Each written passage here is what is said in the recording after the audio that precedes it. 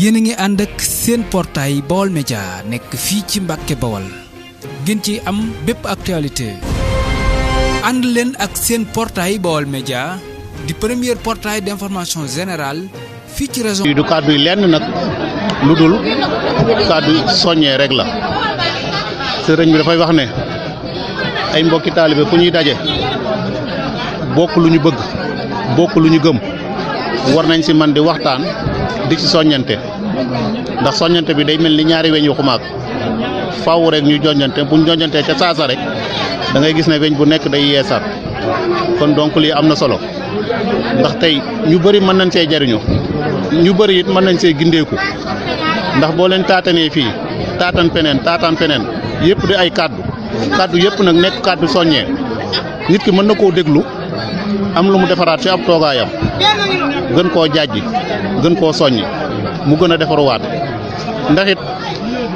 ab taalibe moom sëriñ bi du la ko mën a jàngal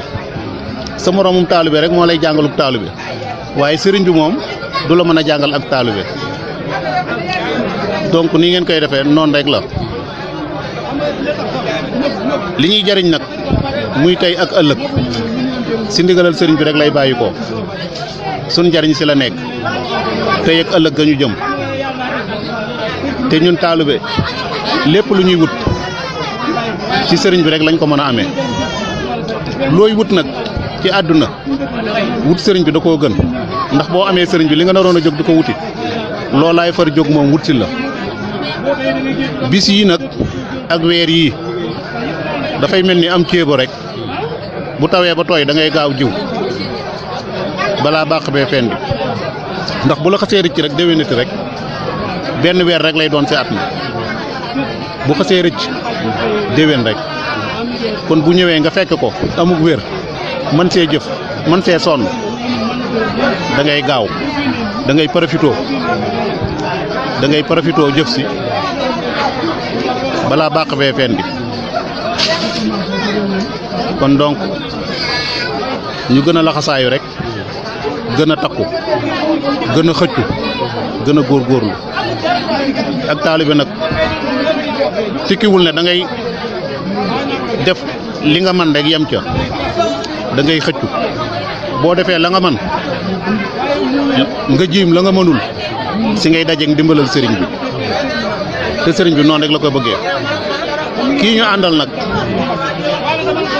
tikkiwul ne daa man lépp rek